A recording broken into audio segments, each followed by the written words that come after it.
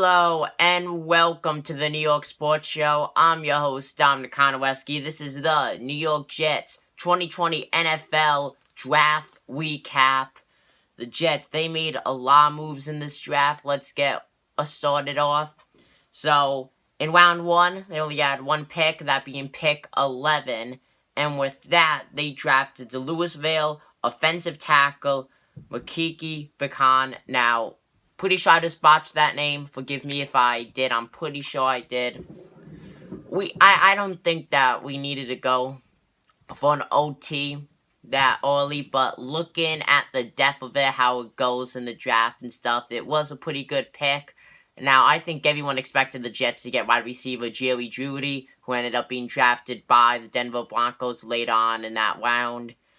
But overall, pretty solid pick because we did need an OT, and if you look at the ones in the second round, definitely not that good depth-wise than him. So overall, pretty solid pick. Going into round 2, pick 59, the Jets drafted Baylor wide receiver Denzel Mims after trading down. It was originally supposed to be pick number 48. They traded down to 59. Gotta say, I'm kind of happy and mad from this. Denzel Mims, definitely great wide receiver, but we could have gotten Notre Dame wide receiver Chase Claypool. I feel like he would have been a better pick for the team, would be able to adjust better and work with Sam Darnold better. But overall, Denzel Mims, the solid wide receiver, so I think he could do pretty good on the team, but definitely we should have gotten Chase Claypool 100%, I feel. Going on to round 3, pick number 68, the Jets drafted California safety Ashton Davis. Now, this is interesting. This is very interesting. By the Jets doing this, they've essentially revealed that Marcus May is not going to be part of the team's plans after the 2020 season, essentially.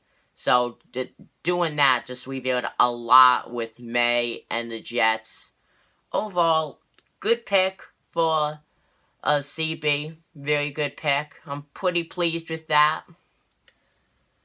Next up, still in round 3, pick 79, the Jets drafted Florida defensive lineman. I think I'm going to botch this again. If I do, I apologize. DeBoy Zangia. Now, why? There were just so many good options left on the board. And I mean, there were so many good options left on the board. We still could have gotten DL, but there were just so many good options left on the board. No offense to him, great player, but the Jets could have gotten. They just had so many better options. Very disappointed by that pick. If I had to give that a grade, definitely like a C- or a D+, to be honest with you. Going on to round 4, so we went from pick 79 now to round 4, pick 120. So very big gap there. The Jets drafted Florida running back LaMarcus Perrine. I'm pretty sure I said that right. And the Jets missed out on too much with that big gap. They really did. Le'Veon Bell. That kind of revealed plans on Le'Veon Bell. Do the Jets not think Bell will be with them after this 2020 season? Now, that will be very interesting if Bell will not be with the Jets. If they really do think that he won't be with the Jets, then they gotta push it this upcoming season. 'Cause Bell, one of the best running backs in the NFL currently. Definitely last season had a down season, but if this is his last season with the Jets, then we gotta make a push for the playoffs or something.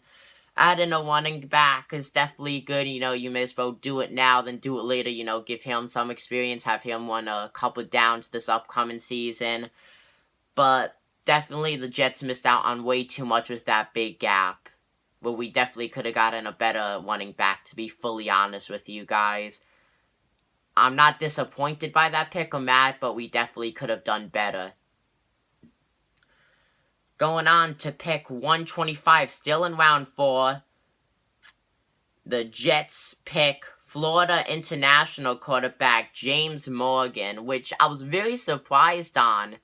I did not think the Jets needed to get a quarterback in this draft, especially with the backups that we already have. Very surprised to see that. But it will just be interesting to see how this works. Personally, Sam Darnold definitely not the best quarterback for this organization. I know that, like, he's disputed to be one of the best in the AFC East. I just don't think he belongs on the Jets, but of course a pick isn't to replace Darnold since it's way down in the draft at pick 125. I would love to see Darnold rebound this upcoming season and actually do something. Now, he hasn't completed a full season yet due to injuries and sickness. So this will be an interesting upcoming season.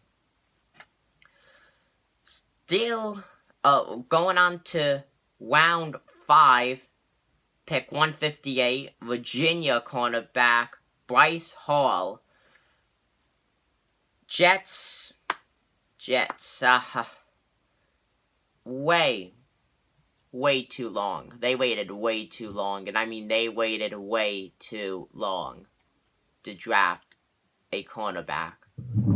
You don't know how, like, I'm just watching the draft and I'm like, come on, pick a cornerback. Like, they waited way too long. And that's a spot that we need. We don't really have any good cornerbacks. We waited way too long on that spot to finally pick someone to draft. If I had to give that grade D-, 100% D-. I'm not giving them an F because I have too much respect for the Jets to not give them an F. I cannot believe we waited that long in the draft to draft a player for a spot that we desperately need on the team.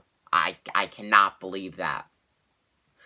Going on to round 6 for pick 191, the Jets drafted Texas A&M punter Brandon Moen. I think I said that right. I'm not sure.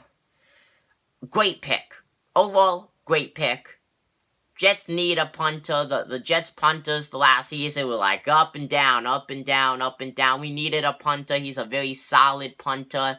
Very pleased with this pick. Yes, it comes late in the draft, but punters usually get picked late in the draft. And oh boy, did we, we need a nice, solid, stable punter, and we got one right there, folks. I'm very pleased with that pick. Great pick for where he was drafted. Coming in for round 6 for pick 211, the Jets actually made a trade to the Indianapolis Colts for cornerback Quincy Wilson. So the Jets technically did not pick any one from the draft. They traded it for the Colts cornerback. So, I guess two cornerbacks from this draft technically that we acquired, but still way too late. Way too late. But who knows? Maybe the one that the Jets did pick way down the line in pick 158. Maybe he'll actually do something. That would be interesting. Thank you guys for watching this video. The New York Giants draft analysis / recap, I guess you could say. That's going to be out tomorrow. So make sure to like, comment, share, and subscribe. I'm your host, Dominic Konowski of the New York Sports Show. I'm signing out.